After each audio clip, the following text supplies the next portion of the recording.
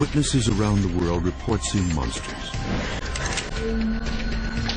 Are they real or imaginary? Science searches for answers on MonsterQuest.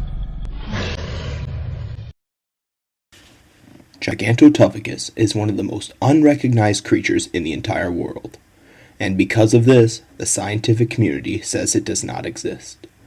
There were reports all over North America, but the epicenter seems to be in southeast Michigan, with only 2 documented sightings and numerous undocumented sightings. The creature had to be at least 6'1". Yeah, it was tall, blonde, wore shorts, and acted really tough. It had to be about 180 pounds! And I found these footprints. They were at least 1.5 feet long. I measured it myself. It was ridiculous. I've never seen anything like it before. This thing must have been so tough. Eyewitnesses describe the creature to be tall, blonde, skinny yet muscular, and always wearing shorts. But where is the evidence?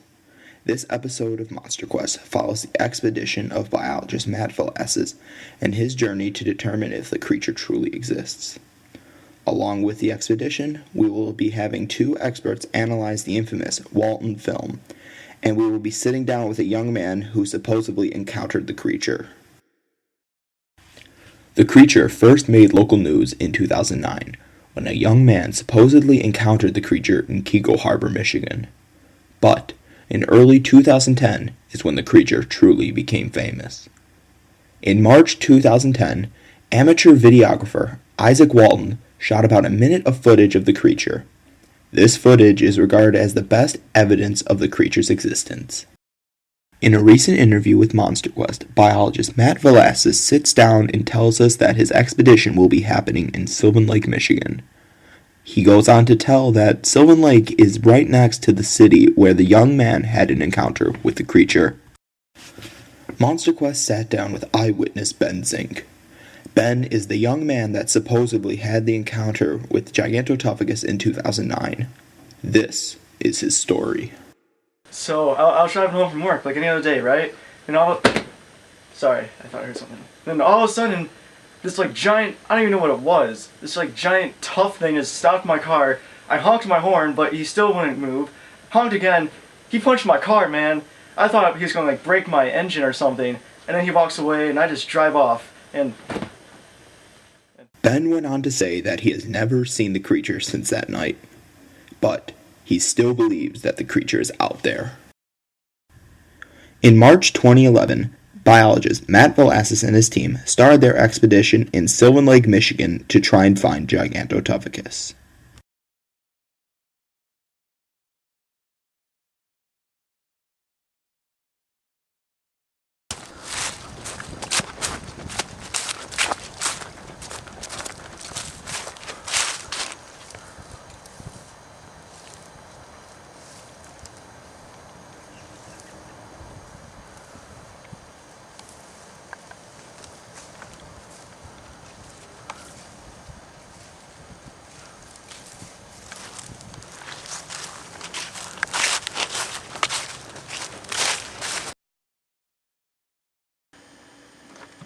Anyways, like we were saying, in the video, we're going to see Gigantotoughecus, and it show up right around here. You can tell it's Gigantotoughecus because of the black C9 apparel that he is wearing. Apparently, only Toughecus wears C9, shops at Target. Apparently he thinks it's really good deals. The shaky camera, right here, obviously Walton was scared. Then when it stops, he realizes that he's in a safe clearance where he can take a picture. Look at how tough he is right there, walking across. That is definitely Gigantotoughecus. Here we have the supposed Walton video.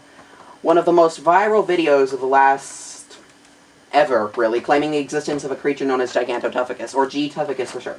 I am of the opinion, the very obvious opinion, that this is a hoax. The shaky camera does allow credence that Mr. Walton was panicked or experiencing some level of stress, and thus not entirely able to get a good shot. And yet here, exactly now, we see that he suddenly stops right as the creature supposedly looks at him, directly at him.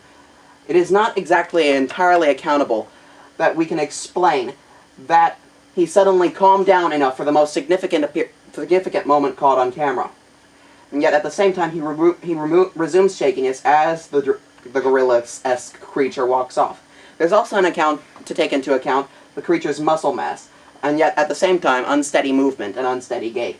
It does not entirely make sense that for a creature so well built and muscularily, he would not have simple balance or ability to properly, walk without some unsteadiness. I would suggest a diagnosis of fibrodysplasia ossificans progressiva, or FOP, which would cause the muscle mass to slowly turn to bone, thus accounting for the increased density, and at the same time accounting for the inability to have a proper, more human-esque gait. I'm sort of offended that my so-called colleague could ever consider this to be anything more than a hoax. The creature clearly shops at Target, and possibly even used a gift card. Not that he would need to, since this is apparently a very good deal, from what I'm told. At the same time, though, I am a licensed cryptozoologist. That technically being a lie, because cryptozoologists don't need licenses. But at the same time, I'm kind of upset that our budget is being...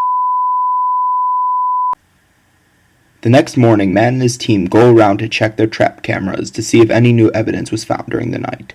This is what they found. Alright, so we just got back from getting our snack cameras. Unfortunately, they did not reveal anything new, except for us getting completely covered in plant herpes. But along the way, we did uncover something huge. But we did find his shoe. We didn't touch it because we wanted to preserve it, and it seems as though, from the angle of his shoe, he went off in the distance over there.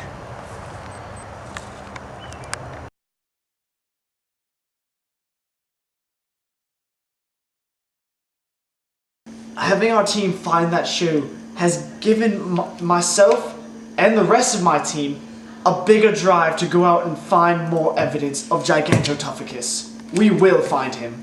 With new evidence found by Matt Velasquez on this episode, Gigantotoughecus may become a recognized creature in the scientific community. This new evidence helps prove that something quite tough is out there.